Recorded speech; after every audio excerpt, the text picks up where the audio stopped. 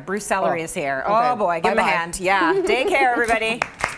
Hello, Tracy. How are you? Wouldn't it have been appropriate for you to bring the antipasto over for us to have the conversation while dipping our bread? I should have brought you a baguette. You're a better host you than I are am. a wonderful person. Thank you very much. Thank you. Listen, Money Sense magazine did a pretty comprehensive study on the cost of daycare, and man, I wish I had this.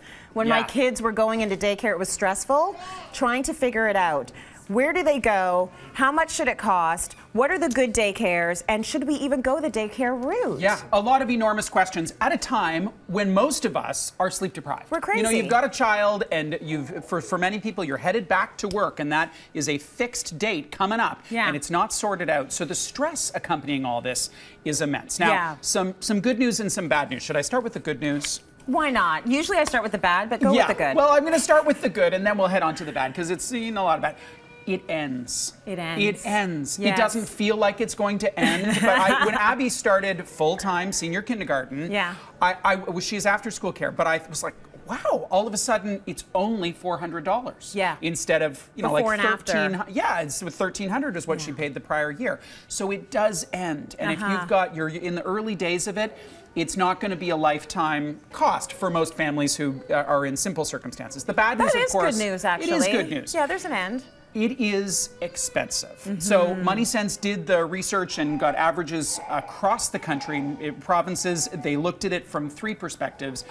Age, and really it changes a lot. If you've got an infant, it's more expensive than if you've got a toddler. The low end, no surprise, Quebec, $152. I know. What a great system. I know. High taxes, but a great system. Great system. And in the province of Ontario, it topped out, this is an average number, at about $1,150. A lot of people pay more than that. They might be thinking, wow, that's so cheap, I could get it for that. So age is one thing. Location, if you're in an urban center, it's more than if you're in a smaller community. And then the third variable is type.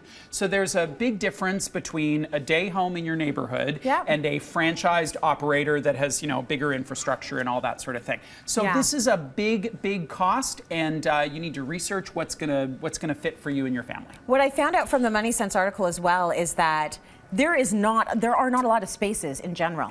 So even when you've done all the research and you've figured out that this is for you, you actually have to find that spot, which is really hard. Now, what if you just say, I'm not going to go through that, I'm just not going to go back to work? Yeah. A lot of people are making that decision. They absolutely are. And if you're in that question, I have some thoughts on how to make that decision. Okay. It is both head and heart. Yes. So there are tangible things and intangible things, and it is such a personal call for every single family. But one thing that people don't necessarily do a complete job of is assessing the head part. So it's the cost of daycare, absolutely, and it's the revenue that you can offset that with. So you stay at work and you earn an income and you pay the cost of daycare. But it doesn't end there. So if you're with a traditional company, you may have a lot of benefits, like retirement savings. You'll pay into CPP.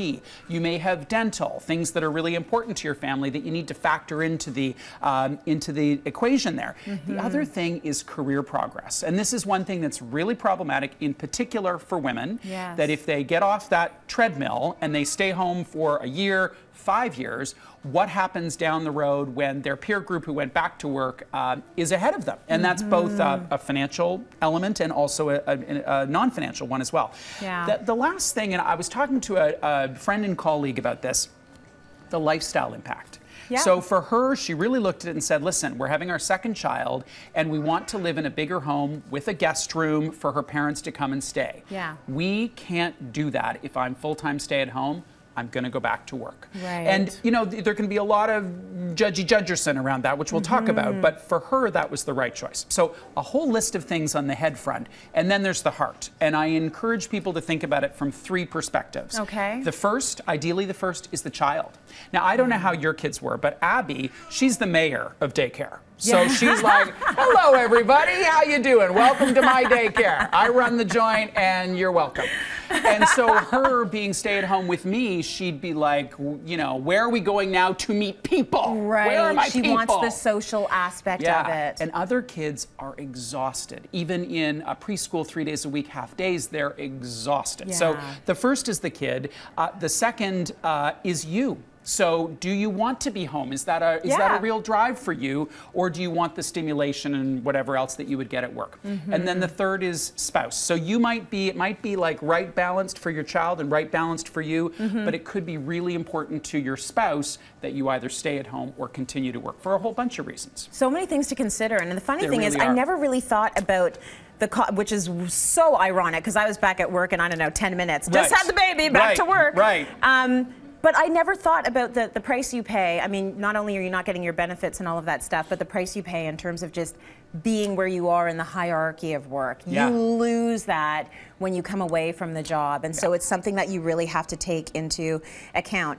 You mentioned the fact that we can be judgmental about this topic, and a lot of parents are split over this and are very self-righteous about the choices they have made. So your advice in that respect is just drown out the noise. Listen, if you will, to the parents who parent the way you do. Right. Because you know, if you talk to someone for about 5 minutes about any issue that your child is facing, some parents would be like, oh yeah, and then and other parents you go, oh my God, I can't believe you said that. Wow, that is totally not how I would handle that. And it's not that one is right or wrong. You just realize you and I are not the same parents. Yeah, we're not. So I got this great advice from Brene Brown. She wrote this book called Daring Greatly, and she's amazing. She said, draw a square on a piece of paper that is 1 inch by 1 inch. And inside that square, write the names of the people whose opinions matter to you. And you can't put any names that don't fit in that square. So it's like, maybe 5 or 6 people. And then the rest of those people, you say, oh, thank you so much. Whoo! Oh, well. La, la, la, la, la, la, la, la, la, la. So I found that really practical, because it is something that we kind of go, oh, like, am I the worst parent on the playground? Which is what we all think.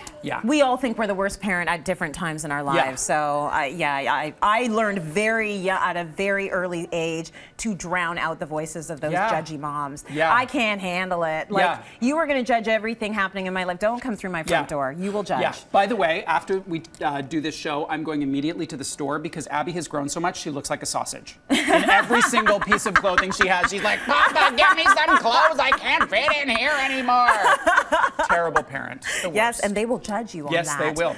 Well, thanks to Bruce, everyone in the audience will be taking home the June issue. Here it is of Money Sense magazine. Enjoy. So much good information in there.